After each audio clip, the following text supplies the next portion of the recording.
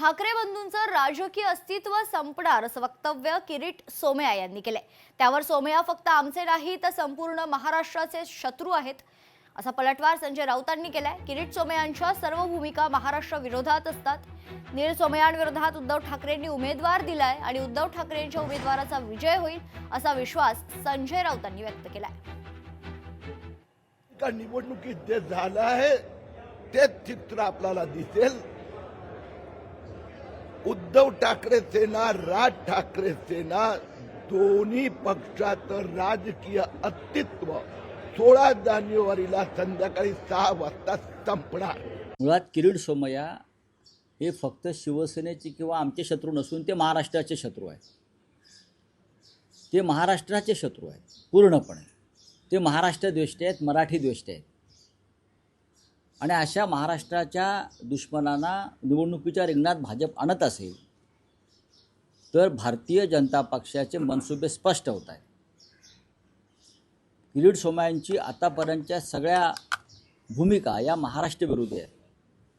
त्यांनी शालेय शिक्षणामध्ये मराठीलाही विरोध केला होता, मराठी सक्तीला। लक्षात घ्या, 107 क्रमांकामध्ये निलेश कोणतो सोमय्यांचे चिरंजीव नील सोमय्या आणि दिनेश जाधव यांच्यात लढत होईल। फक्त दिनेश जाधव यांना मशाल चिन्ह मिळू शकलं नाही, त्यांचं चिन्ह दूरदर्शन संच आहे। पण लढाई काटेकी होणार, लढाई काटेकी होणार, काटेकी टक्कर होणार।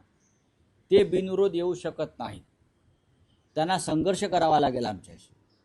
आणि आम्हाला खात्री आहे की सगळे महाराष्ट्र हा आपलं राज्य मुंबई माझी म्हणणारे सर्व भाषिक या महाराष्ट्र द्वेष्ट्याविरुद्ध एक होतील आणि दिनेश जाधव यांचा विजय होईल। एकनाथ शिंदेंना सोबत घेतल्याचा भाजपाला पश्चाताप होतोय असं विधान संजय राऊतांनी केलंय। महापालिका निवडणुकीनंतर पश्चाताप उघडपणे दिसेल। पश्चातापाचा उद्रेक झाल्यावर राजकारणात उलटा पालट होईल असं भाकीत देखील खासदार संजय राऊतांनी केलंय। नाही, एकनाथ शिंदेना घेतल्यामुळे पण भाजपला पश्चाताप झाला, ते दाखवत नाहीत, आता लवकरच बोलतील। पण दिल्लीतले जे 2 नेते आहेत प्रमुख, त्यांच्या हट्टाखातर ते आजही सत्तेमध्ये आहेत, अमित शहा आणि मोदी।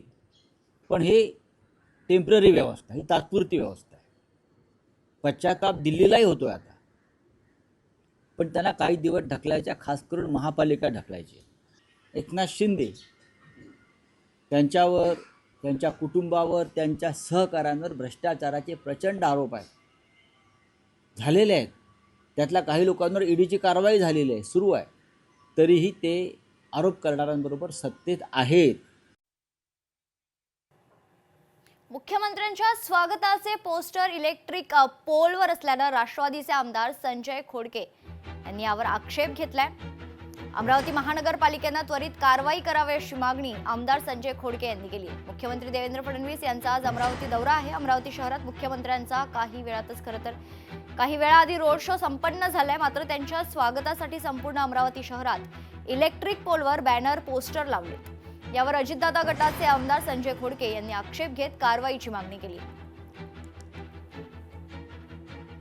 आता जी आचारसंहिता चालू आहे त्या आचारसंहितेमध्ये शासकीय कोणतेही बिल्डिंग्स असतील, इमारती असतील, इथे कोणत्याही प्रकारची परवानगी पोस्टर लावण्याची भेटत नाही। परंतु आज आम्ही जे बघितलेलं आहे की तिथं पूर्ण इलेक्ट्रिक पोल जे महानगरपालिकेच्या मालकीचे आहे, तिथं पूर्ण भारतीय जनता पार्टीच्या लोकल लोकांनी पोस्टर लावले आहेत। ते माननीय मुख्यमंत्र्यांना कदाचित माहीत नसेल, परंतु ही चूक भारतीय जनता पार्टीचे जे लोकल कोर कमिटी आहे त्यांनी तिथं चूक केलेली आहे आणि त्या संदर्भात कॉर्पोरेशन योग्य ती कारवाई करेल अशी आमची अपेक्षा आहे।